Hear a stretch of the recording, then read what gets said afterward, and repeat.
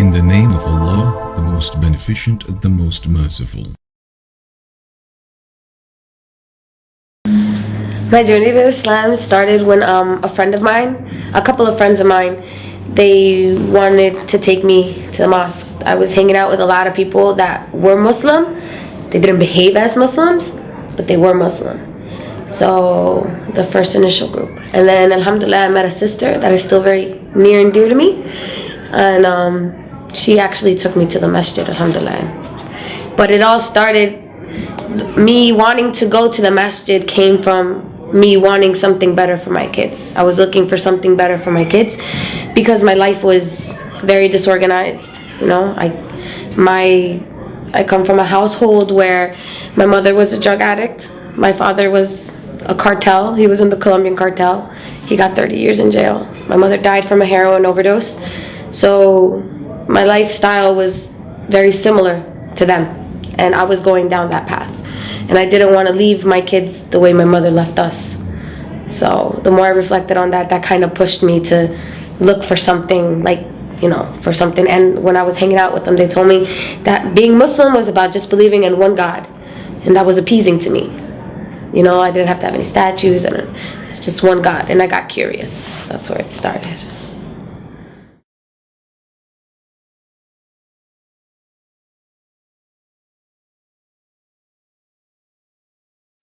The rest of my family did not react in a positive way to me being Muslim. It wasn't so much me saying La ilaha illallah that bothered them, because they're not Catholic to the sense where they're constantly in the church, or, you know, they just go to church when it's the palms or the ashes. But it was my attire that disturbed them, and the things that I changed. I no longer was Natalie that came in with the coronas and was like, hey, party over here, you know. I was now Natalie who was like, assalamu alaikum, how are you? And they're like, they didn't understand when I didn't want to go to a barbecue because they had pork. They didn't understand when I didn't want to go because they were drinking. They didn't understand that I didn't celebrate birthdays and that I wasn't going to celebrate a birthday. So, and they didn't understand how a person that was so fond of her 6-inch heels and her little dresses and her hair, I'm talking about extensions, eyelashes, nails, everything. They didn't understand how a person like that can turn into this. So they didn't recognize. One Christmas I went to visit them and they literally slammed the door in my face. They didn't recognize who I was. My cousin looked at me and was like, what the heck? So they didn't have a good reaction at first, but alhamdulillah, with time they came to accept it. It's just something you have to push through. You have to push through it, and eventually if you hold on to it hard enough, they'll accept it.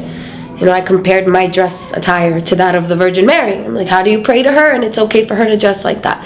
This is supposed to be the person that you think is the greatest woman on earth, you know, and you don't want me to dress like her. And that kind of shut them up.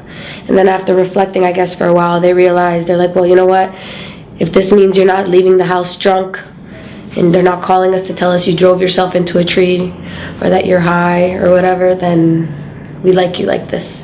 So they don't like it. So one of my sisters doesn't speak to me to this day, but alhamdulillah, they accept it.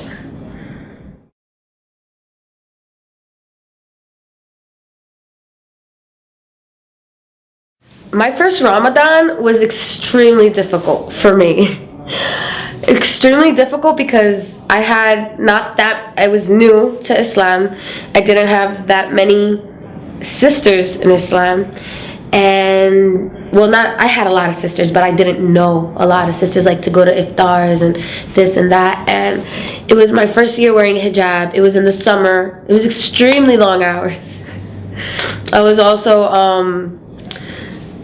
I come from a family where food is like, you know, we make huge meals all the time, and I had to cook for the kids. It was very difficult, but alhamdulillah, like, the thirst was the biggest deal, but once you push through it, and it just becomes, you know, it becomes easier. But the good thing is that the satisfaction you get when you do break your fast, of knowing that you accomplished it, and, you know, being there. What helped me was when I started to get with the sisters, you know, surround myself with these sisters, and like the bond you create with these sisters, that helped a lot too. calling each other, how are you doing?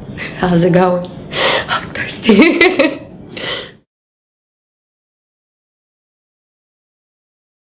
The one thing I love about Islam is I love my sisters in Islam. And I also love the promise of something better at the end, because nobody wants to do this forever, right? I love my sisters in Islam because they're closer to me than my blood sisters, always. Even before I was Muslim, the relationship that I had with my sisters, I can never compare to the relationships I have with my sisters in Islam. And I can say that that's for every single Muslim woman I know, revert, non-revert, like sisters in Islam, we're just, you know, it's not like the friends I had at the bar that you go there and, you know, you're friends while you're getting drunk and you're only there to hold each other's hair if you're throwing up. You know, these sisters, you know, they're there in the good, the bad, the pretty, the ugly, everything. You know, these sisters, even though they're not blood related to me, they're closer to my children than my family. They're closer to me than my family. So alhamdulillah, my favorite part is definitely my sisters in Islam.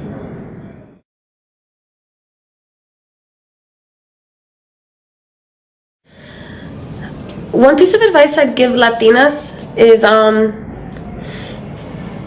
look, when you read the Quran, read it, and don't just read it, like reflect on it. You know, think about it. For Latinas, especially in my country, Colombia, it's very important, our appearance. You know, our hair, our makeup, like our whole society is about how these women look, you know. And that's the hardest thing. That's one thing that I know Latin women are like, what? Oh no, I'm not putting that on my head. I'm not walking around like that. No. You gotta think that you're more than that. You're more than what you look like. The person that looks at you has to see something else, you know, and you have to realize that you're striving for something better at the end.